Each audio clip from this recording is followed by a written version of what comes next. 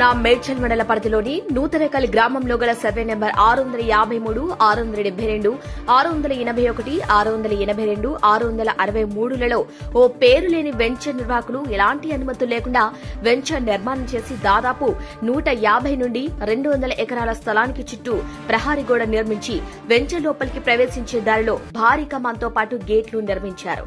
దీంతో పాటుగా లోపల పొలాలు ఉన్న రైతులను వెళ్లనివ్వకుండా ఇబ్బందులకు గురి చేస్తూ రైతుల పొలాలను వెంచర్ నిర్వాహకులకు అమ్మాలంటూ ఇతరులకు అమ్మితే రోడ్లు బంద్ చేస్తూ ఇబ్బందులకు గురి చేస్తున్నారని రైతులు ఆవేదన వ్యక్తం చేస్తున్నారు.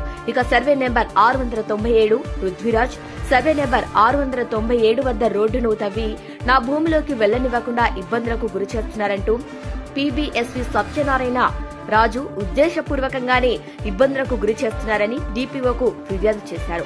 ఫార్మ్ ల్యాండ్ లో ఏర్పాటు చేసిన దారి గుండా ఇతరుల స్థలానికి వెళ్లనివ్వకుండా ఇబ్బందులకు గురి చేస్తున్నారని తెలిపారు. ఇక ఇట్టి విషయంపై గ్రామ పంచాయతీ కార్యదర్శి సదరు ఫార్మ్ ల్యాండ్ నిర్వాహకులకు రైతులకు ఇబ్బంది కలిగించే విధంగా దారికి అడ్డుగా నిర్మించిన ఆర్చ్ కి సంబంధించిన తాము చేసిన రోడ్డు నిర్మాణాలకు సంబంధించిన పత్రాలు గ్రామ పంచాయతీకి సమర్పించాలని నోటీసులు జారీ చేయగా సదరు వెంచర్ నిర్వాహకుల నుండి నేటి వరకు ఎలాంటి సమాచారం రాకపోవడంతో మండల ఎంపీడీఓ సునీత, నూతనకల్ పంచాయతీ కార్యదర్శి ఉమాదేవి, శ్రీ రంగవరం పంచాయతీ కార్యదర్శి రమణారెడ్డి, కోనాయిపల్లి పంచాయతీ కార్యదర్శి ప్రశాంత్ ఘటనా స్థలానికి చేరుకుని అక్రమ నిర్మాణాలను జేసీబీల ద్వారా తొలగించారు.